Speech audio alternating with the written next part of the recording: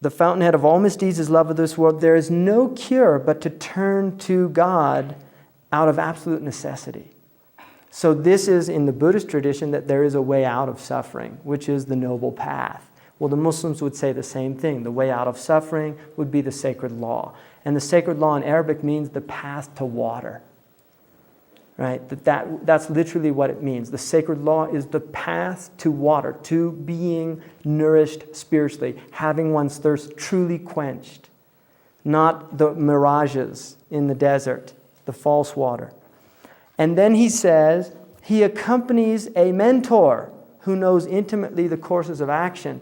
So part of becoming purified is being in the company of people that have already done this. And this is the big problem because most of the books say they don't exist anymore. So we're all in trouble. But the idea of being with somebody who has worked on themselves and keeping good company, protecting that person from the destructive places on the path, that is the person who reminds one of God whenever he sees him, and he takes the servant to his master. He takes himself to account for each breath.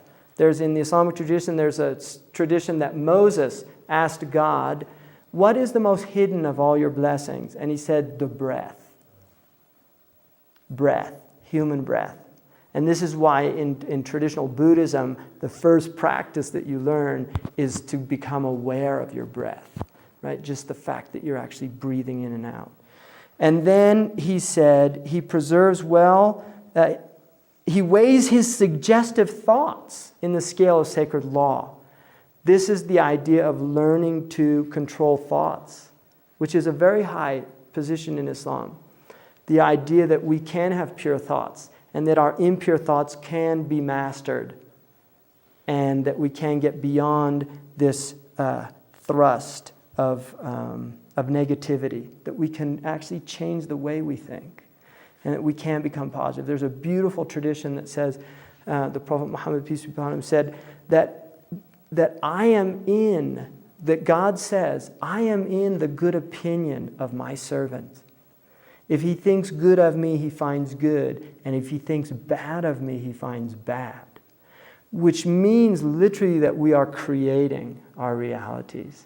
That that the paradigms that reside in our understanding are confirmed by our experience. And as we change those paradigms, then the experience of the world changes qualitatively. And then he says he preserves well the obligatory, which is his capital, and extra acts are his profit, and it is through them that he enters into divine protection. The idea of doing extra acts, that you do what's obligatory, but then you do extra acts. So you pay your zakat, but you give also charity, you give above and beyond. And constantly remembering God with an unperturbed heart, a pure heart. And all of this, there is assistance from your Lord. In other words, if you set out on this path, there will be assistance for it.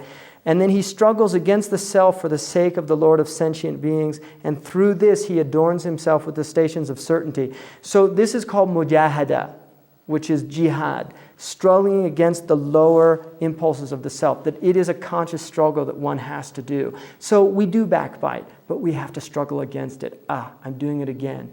Entering into a state of remembrance, entering into a state of mindfulness, that we become mindful of our actions, right action, right thought. We begin to enter into a state where, yes, I can do it, I can change, I can do this. And each time one stops it, one becomes stronger in this struggle until it's finally conquered. And then he says, and these stations are fear, which is a fear not like a fear of a tyrant, but it is a fear of being displeasing. There's a fear of being displeasing, like the fear that one has of upsetting one's parents. I don't want to upset my father. I don't want to upset my mother. That's the fear that it's talking about. Hope, that there's a hope. Gratitude. Patience in perseverance, in struggle. Patience. Repentance, turning back, recognizing I will fall short. I was telling somebody asked me the other day about how somebody was doing, and I said, they hit the bottom of the mountain, but they've started back up again. Like I was saying, it was a good thing. And they said, sounds like the myth of Sisyphus. which is pessimistic, right? A lot of pessimistic people in the world. And I said to him, I was once told a story in Mauritania when I was studying and I was finding something difficult. A man told me a story about one of the students there who had studied one book 9 times and he couldn't get it. And this book takes about at least a year to study. He couldn't get it. Foundational book in Islamic law. And it's a very difficult book. And he decided to give it up. He was just, forget it. I can't do this. He said he went to this place and he was sitting under a tree and there was an ant hill. And he watched an ant taking a crumb up the hill. And every time, right before it got to the top, the crumb would drop and roll back to the bottom of the hill. And this ant did it 9 times, and on the 10th time it made it over. And so the man said, I'm not going to have the aspiration of an ant be greater than mine. So he decided to do it one last time, and he had his opening. So the idea is that no, it's not Sisyphus, that yes, the rock does fall down, and we do start up, but there is a possibility of getting to the top, of achieving what we want, our spiritual aspirations. And then abandoning wants. Most of what we have in our lives, we don't need. They're wants. Learning how to conquer want. I mean, this is something we as a people particularly have to do because our wants are having such a massive impact on the rest of the world's needs. I was in a talk for the Commonwealth Club in San Francisco, and one woman said, well, the problem is all the Muslims have too many babies, right? And I said, the problem is we're consuming 60% of the world's resource and we're only 5% of the population. So before we start pointing the finger at, overpopulated countries, we better think about really how we're using our resources, right? That there are gross imbalances. And we're not, the Muslims are not communists. There is an idea of property. There is an idea that there are wealthy people, there are poor people. The Quran says that there's reasons, there's a wisdom behind that. If everybody was the same, who's going to take out the garbage? Really, who's going to, why am I going to do the low jobs and why? But the idea is to recognize that this hierarchy is part of the world, but then to recognize the responsibilities that go along with all of that. And then he says, his actions are done, trust in God, contentment, and the final is contentment, being content. Really feeling content with what you have. That these are achievable. In other words, we have to struggle to get them, but they are things that can be achieved by the human being. And the final one is love, which is the highest station, is to love God with all one's heart. Right? The Christian ideal exists in the Islamic tradition as well. His actions are done sincerely for the one witnessing them. In other words, God alone. That we should do our actions not for anybody else, but for God alone. And he is content with whatever the divine has apportioned for him. Through that he becomes a knower of his Lord, truly free, and otherness has left his heart.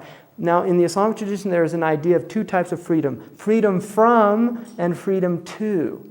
So if you're free from want, then you're free to live. As long as you have all of these wants, right, you will never be satiated. When you become free of those wants, then you're free to really be alive. So this is very strong in the tradition of becoming free. And the interesting thing, the word for a freed slave in Arabic is also the word for a master. And the idea there, Mawla, what's called a Mawla, is that if you become a master of your lower self, you are truly free. Right? If you're a slave of yourself, you can never be free. So overcoming one's desires. Through that he becomes a knower of his Lord. For this he is loved by God. So all of this work, one enters into a divine love and is chosen for the divine presence, which is the maqam of ihsan, the station of ihsan. That is the result of all this struggle. That you begin to experience the divine presence. And that's the end of it. So I gave you, a very traditional approach to this science. Instead of just lecturing like a kind of academic lecture, I just really gave you a taste of what I was taught as a student in West Africa and taught by my teacher. So there's a type of transmission. We say there's a blessing in transmission when you get something that, because this goes all the way back to the Prophet